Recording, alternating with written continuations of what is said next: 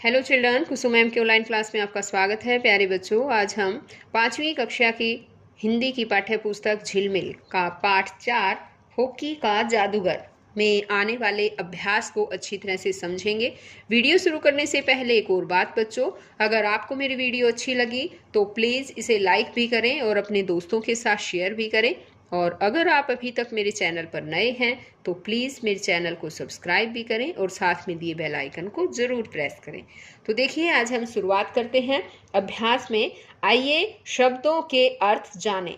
यहाँ से अचंभित यानी कि हैरान, आग्रह निवेदन, अग्रिम सबसे आगे, क्रूरता निर्दयता, गुर सिखाना यानी कि दांव पेच सिखाना, चिंतित परेशान, प्रशिक्षक प्रशिक्षण देने वाला, राज रहस्य, विनम्रतापूर्वक नम्र भाव से, विपक्षी यानी कि विरोधी, शिकस्त यानी कि हराना।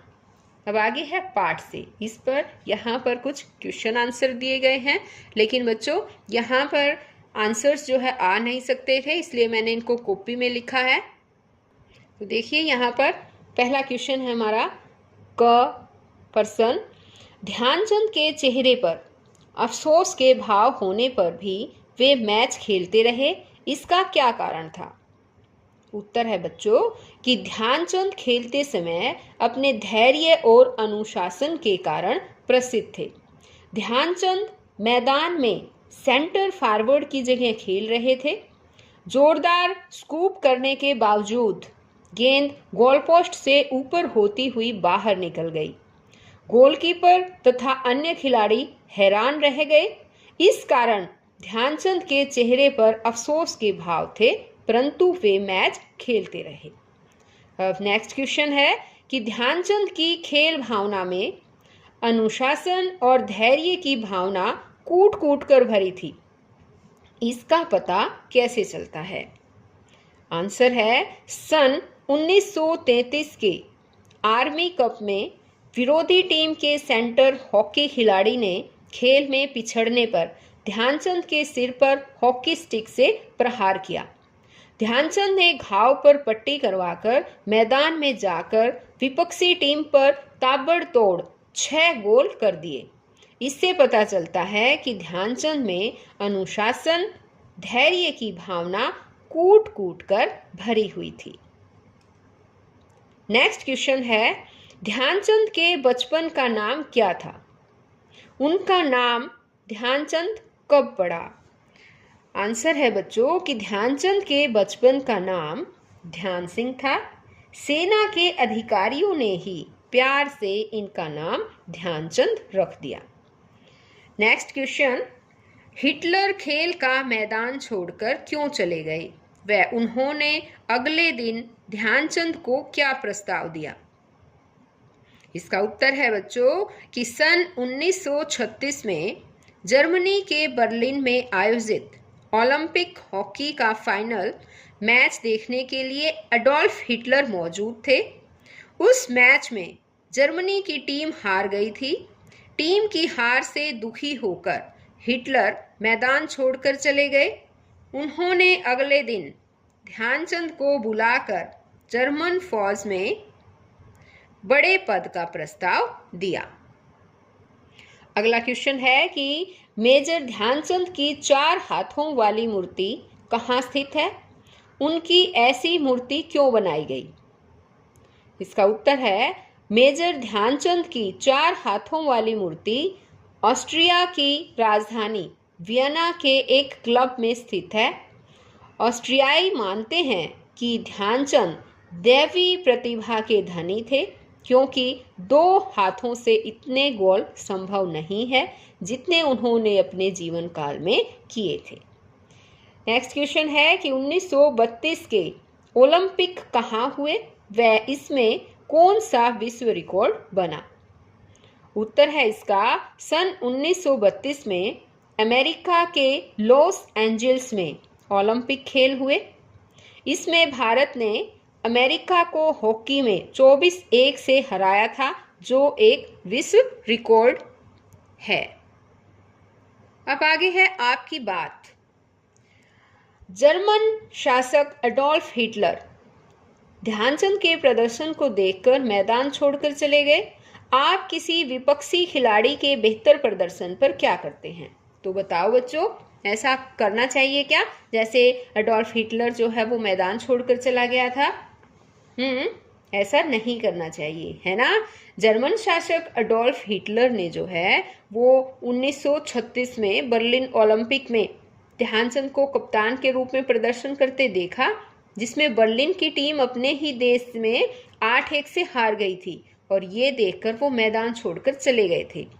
तो आप क्या करेंगे? यहाँ पर आपकी बात में आपके लिए ही क्वेश्चन है बच्चों, आपको बताना है कि आप क्या करते। मैदान छोड़कर नहीं जाते, है ना, और क्या करते? खिलाड़ियों को जो है और भी अधिक अच्छा करने के लिए, बढ़िया ढंग से उनको खेलने के लिए उत्साहित करते। आगे है, क्या आप भी ध्यानचंद की तरह देश की सेवा करना चाहते हैं? यदि हाँ तो कैसे? तो कैसे कर सकते हैं बच्चों, बताओ शाबाश।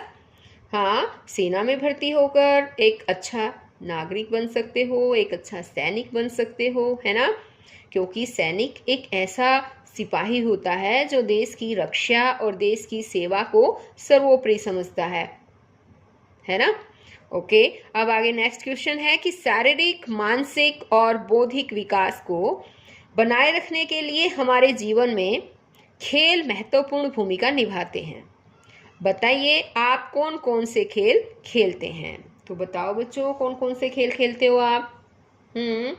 कबड्डी, हॉकी, क्रिकेट, इसमें से आप बता सकते हो जो भी खेल आपको पसंद है। ओके, आगे है पाठ से आगे। कौन से खेल के खिलाड़ी को भारत रत्न से सम्मानित किया गया है? खिलाड़ी का नाम भी बताएं।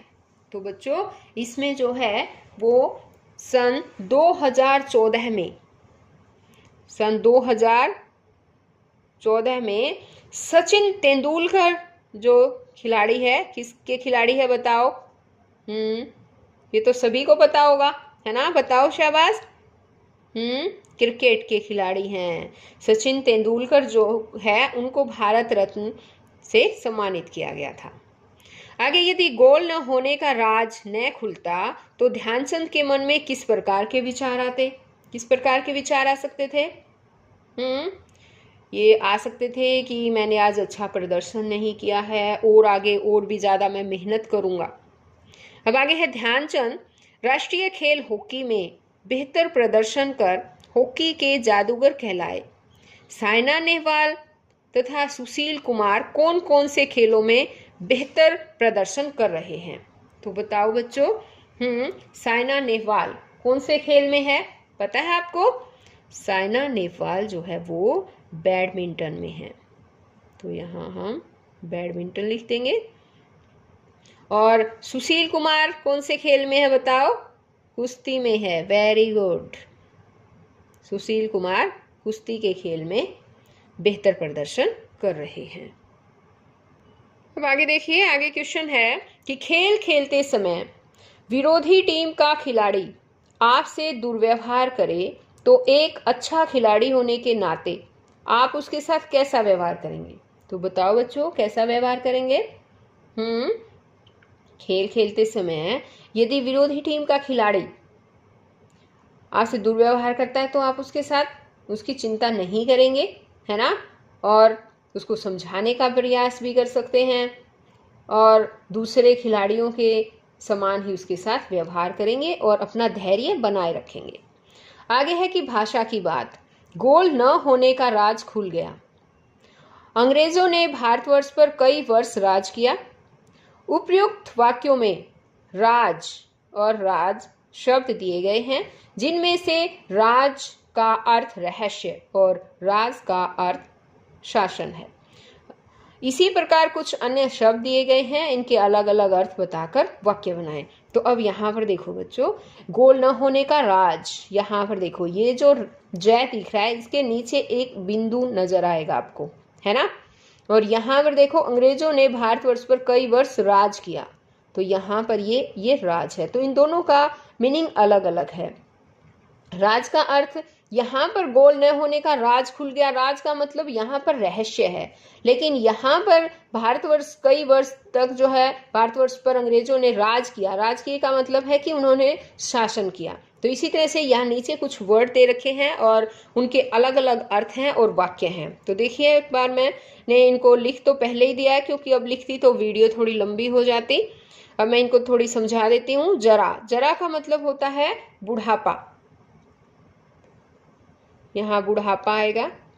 जरा में अनेक रोग लग जाते हैं, यानी बुढ़ापे में अनेक रोग लग जाते हैं। जरा, ये जरा का मतलब होता है थोड़ा, जरा दूर हटकर बैठो। नाज, नाज मीन्स होता है गर्व, मुझे मेरे भाई पर नाज है। और नाज, नाज का मतलब है प्यार, नेहा नाजों से पली है। गज यानी कि हाथी, मैंने चिड़ियाघर में गज देखा। और ये गज, गज का मतलब होता है माप का पैमाना, जिसे हम मापते हैं, 1 गज 2 गज, इस तरह से 1 गज कपड़ा लाओ। सजा, सजा का मतलब है सजना, सजाना, दुल्हन की डोली सजी हुई है। और सजा, सजा का मतलब है बच्चों यहाँ पर दंड, उसे 10 साल की सजा मिली है। राज खुल जाना एक मुहावरा है जिसका अर्थ है भेद खुलना। नीचे कुछ मुहावरे दिए गए हैं, उनके अर्थ लिखकर वाक्यों में प्रयुक्त कीजिए। यहाँ पर देखो बच्चों, कुछ मुहावरे दे रखे हैं, जैसे मछली की तरह फिसलना। तो मैंने यहाँ पर इनका जो है अर्थ लिख दिया है। यहाँ जगह कम थी इसलिए यहाँ पर इस तरह से मुझे लिखना पड़ा है, लेकिन आपको अपनी बुक में नहीं लिखना है, आपको अपनी कॉपी में लिखने हैं ये सब, क्योंकि अगर बुक में लिखोगे तो आप इनको इस तरह से लिख नहीं पाएंगे। एक बार देखिए, मैं समझाती हूँ कि मछली की तरह फिसलने का मतलब होता है बात से मुकर जाना। राहुल की मत सुनना, वह तो मछली की तरह फिसलता है। धूल चटाना यानी कि बुरी तरह पराजित करना, भारतीय टीम ने पाकिस्तानी टीम को धूल चटा दी।